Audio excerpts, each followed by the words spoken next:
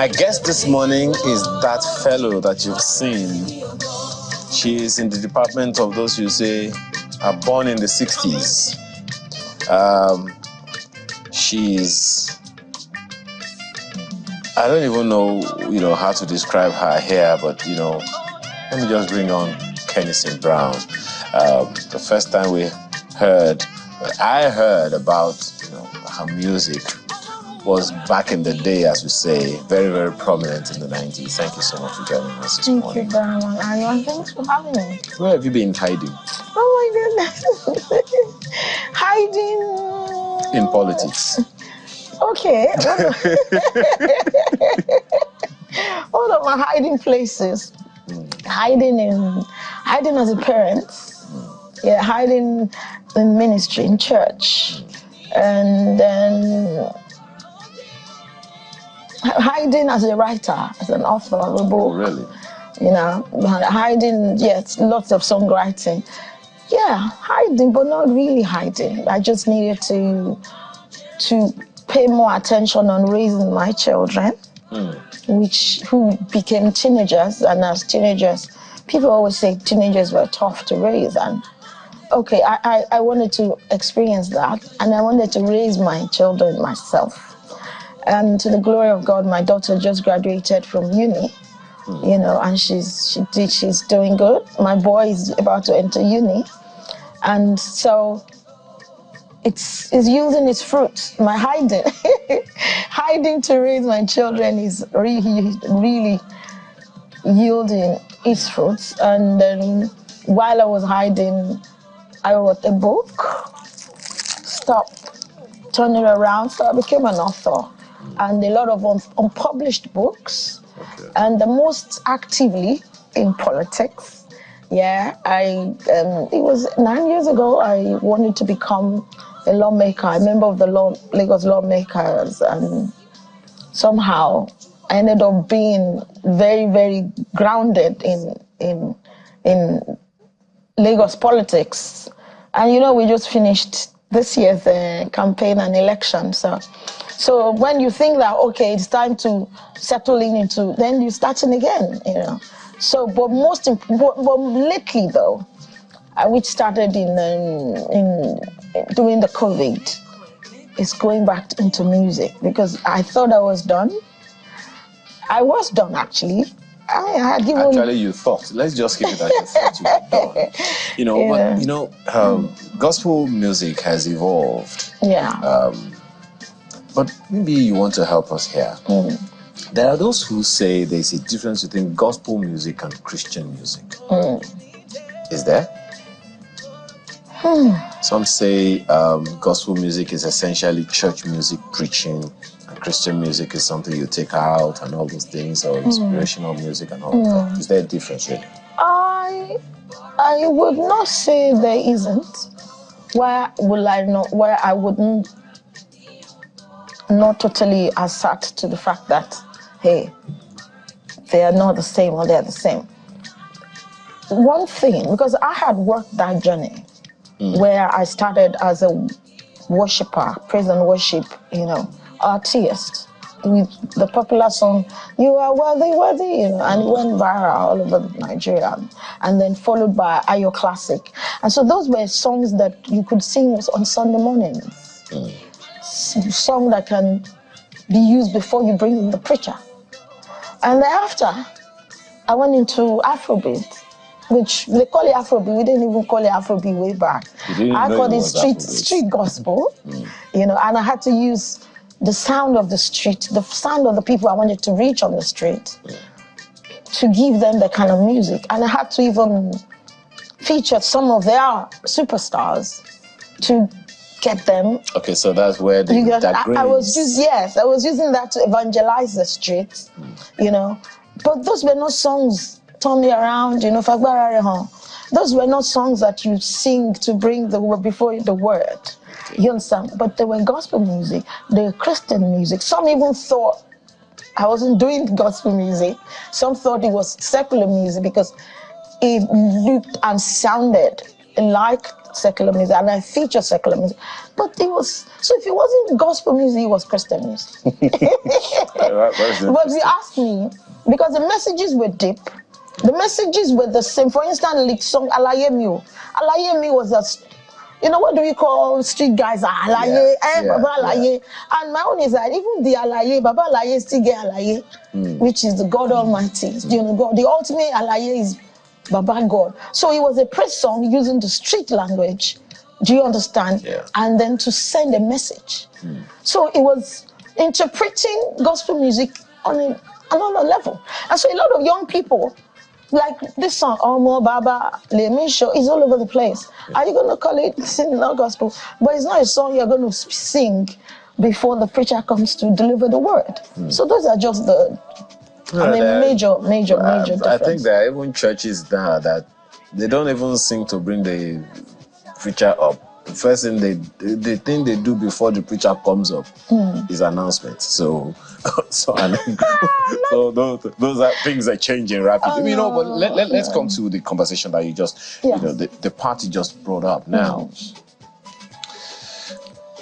Many don't know the purpose of gospel music. There have been contests and contestations about lyrics, especially when it has to do with language. If you sing the same song in English, if you sing a song in English and you translate that song into, say, Yoruba language, it has a much deeper meaning. Which could sound like something that traditionalists would do. You're not unaware of that deliberation that happened recently.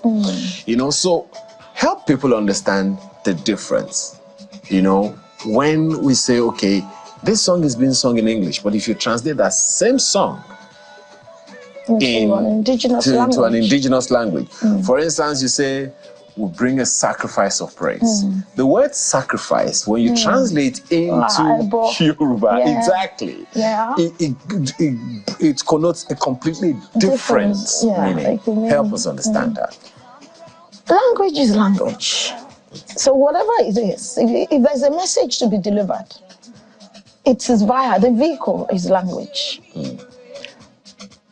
But in our kind of culture, in our kind of Yoruba language, where wa could mean 5 different things. W-A or L-O, lo, it could mean different things. Even that, forgive me, in the current movie that is raining, O-G-U-N has quite some meanings. You get? Ogun. And like the movie, like in the movie, And so it is that for every word, every word carries a spirit. Either you use the word to sing, or you use the word poetically, or you use the word as an instruction. A word carries a spirit, it carries a command, it's a sound. And so if a song is being converted into another language and it's sounding like, why is it sounding like a bedroom language kind of thing? It still follow, the spirit of the song would follow. The spirit in the song, which is going to be converted, even when the song isn't translated, there's an emotion that follows a singing. Do you understand? And so you don't get that emotion while you are dancing Ashake. Do you understand? Okay, let me put it. Olamide can be singing the same song. It can even be the same gospel song, same language, or same.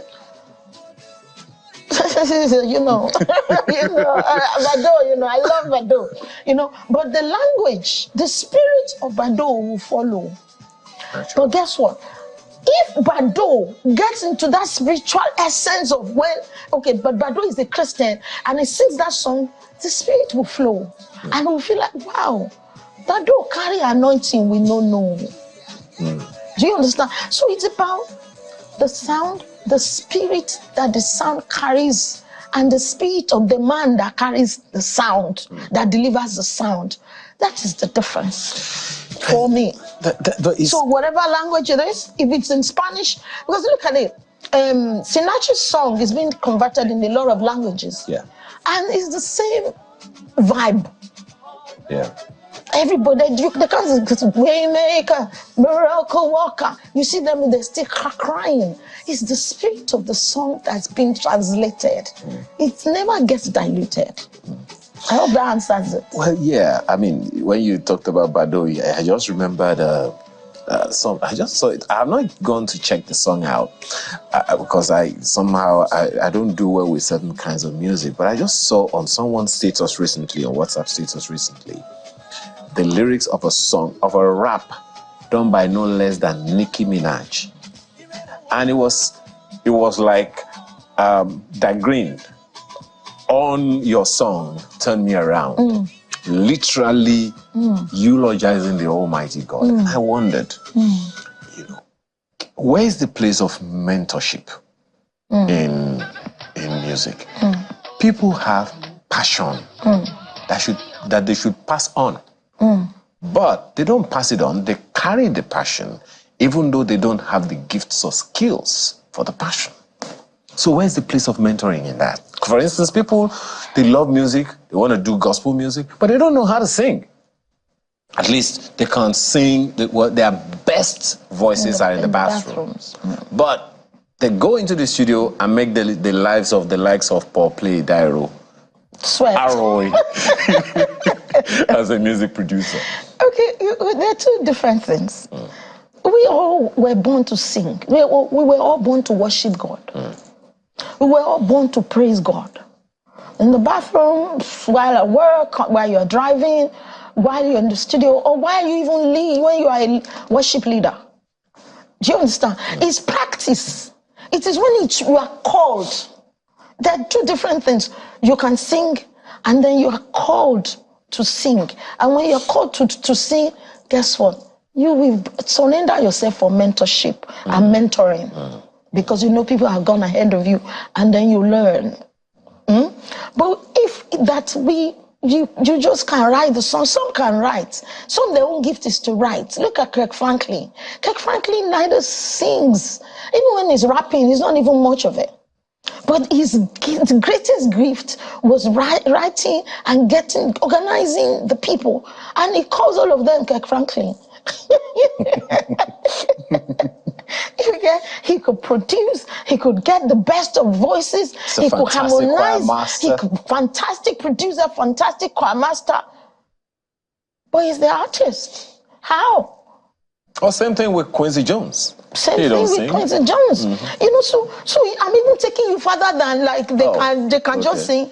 You know, so music can manifest itself in diverse ways. But it doesn't mean that when you can write, you are the one that will sing it. You can write and say, you see, there's money in this thing now. You can write and give it out. You can write, even if it's just praise. Get your choir church, your own local assembly. Give them the song that I received the song, but maybe you can make the best out of it. You know, you don't need for mentoring for you. Leave it. Feel it. And face another thing. See, I'm a consultant. I'm an entertainment consultant. And majorly what I do, parents, because somehow they just feel comfortable that you can help us mentor this girl or this boy. And I'll tell them, see, before we get there, that's even the final stage. Let's first know if he can sing, so you don't waste your money. A lot of times they would have spent money on that guy before coming to say, which video should we do? And I was like, out of which songs? Because I don't see song here. You know? Okay. And so you just tell them that, yeah, he has the element of it, but not enough to carry him to becoming an artist. You know, so no need to waste money, no need for mentoring. Do you understand? But whatever the gift is given. For instance, I'm going to go to Bado again. When the guy came with Eddie Duro, he was vomiting this rap thing. He was spitting. So even, I'm not sure DJ was, I've forgotten the guy that discovered him and did the video and did all of that. Maybe they didn't even know, and ID Kabasa. The guy didn't have money. He just all it came with was my talent. And they could see that, hey, this thing would go far. So the guy has gone so far that even him, he discovers people and is establishing them globally. Do you understand? That's how this thing is. They hide. There's no need for you to be mentored. Ain't no need to be mentored. But if there is, people will put their money on you.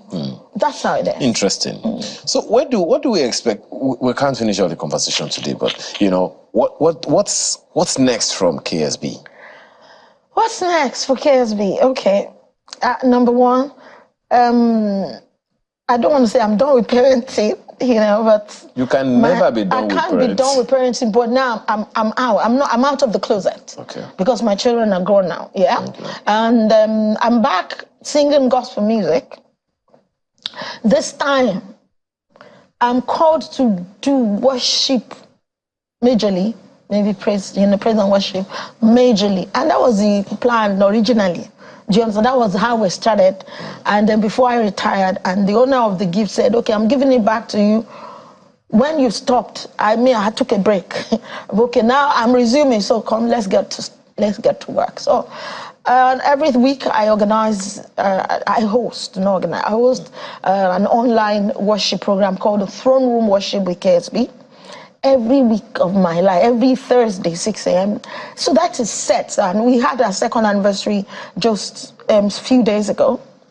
And then the worship now, the worship album, which is that now is the core worship. We do the worship, the word comes, bringing the glory of God down. That is major, so we're going to release an album, videos. One of the videos that just came out now, Borokinyogo, is just talking of the grandiose glory of God. So my assignment is just one. Go sing about my glory. Okay. I'm going to ask you this. I haven't finished them. Okay, go ahead. I thought you were done. Politics. Should I go there or should we?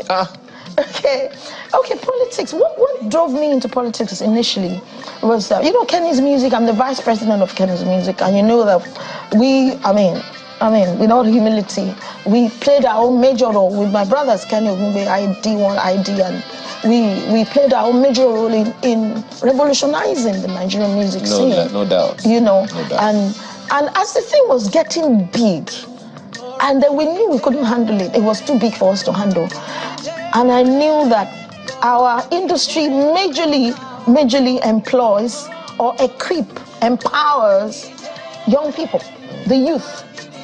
And we knew that if Kenny's Music wasn't going to do it, and where are the other record labels? We were not enough the way they were coming. It is what it is right now. See how big they are. Thank God that there's money to do it now. And so that was my pull to politics. I felt government needed to come in to even know what we were doing, either to influence or to put the right policies or even the infrastructure in place to help boost the creative industry. You understand? And so that was my pull. And so, to the glory of God, the current Mr. President, Asiwaju Bola Ahmed Tinubu, for the first time, introduced the creative economy. Under ministry, it has never been done. That is to tell you how blossom. If we even won the Grammy, because in the past they used to say that. Nigerians get Grammy, how far, from where to where, it's not for Nigerians. That one, these young people, Burna Boy, Weezy, all of them, they have been able to pocket. The awards. The Grammys. And now the whole world is now dancing to Nigerian music. Absolutely. So that is, I thank God that I wouldn't say that influence that, but they are seeing what the industry has become, and there's no way it's going to be neglected. And I just hope that Lagos State will follow suit. Yeah, it's never coming down anymore. Is that can Lagosians in particular expect that the Lagos State government will bring back the annual Greater Lagos concerts? Because there are a number of people that are talking about it. It wasn't from the previous administration. A number of people were expecting that it was going to be sustained. Nice question, because it has never really gone. It's just that the name they are changing. And there was a time it was Lagos Fiesta. Then another time Greater Lagos, and another. We had one last Christmas. because I've always been a part of it, either to perform or part of be a consultant or get artists. So somehow I've been a part of it, and it depends on the governor. Okay. Like Governor Ambode was, he loved music. He said at a younger age he wanted to become a musician, and somehow when he became a governor, it was easy for him to just give us that big stage. You understand? Governor Sanwo-Olu is not pro entertainment as that. He's pro infrastructure. We call him Mr. Infrastructure, Mr. Incident Commander. You're the health, education, but he's supporting entertainment with the institutions that are on ground. But last year there was one I don't know what name it was called this last Christmas. It was one Lagos, but it wasn't as big as what we used to have back in the days. Yeah, there was one that I think it was particularly, I don't know, it was last year, was decentralized all over the city. Yes, it has always been though, Ibile. It has always been, you understand. But also, it depends on the commissioner or whoever that is instrumental to ensuring that is done. So that's what it is. A quick one on this particular one. Some secular musicians, as we call them, love God, but they feel that Christian music or gospel music is not going to give them the expression and all of that. I particularly love a Case Daniel song titled Barnabas. I love that song to bits. You know, so what do you say to such musicians who, and I think I even heard a Davido song in that same regard. You have 60 seconds. Ain't nothing wrong with that. Because music is from God. It's a gift. Satan didn't create any. In fact, I mean, we read that he was actually the one that was the chief musician back in the days with God. So God took it and gave it to men. So is that you're doing gospel music? Okay. You know, we all cannot. Okay. We all can do. And guess what? Don't even think there's only gospel music there is. There is Islamic music. Yeah. There is even they have their music. Music came from God. But if there's for you to come and do gospel music and then not look at the boxing thing, then you know it's a calling and it's a sacrifice. You stick to it. Okay. James, but guess what? The guys are cashing out even in gospel music now. I've told you before that, I mean, this is not the only conversation we're going to have about this, but we have to thank you very much at this time for being here. KSB, yes, it's good to have you here. Thank you. Kenneth Brown, thank you so much for your time and all the best. Thank you very much. And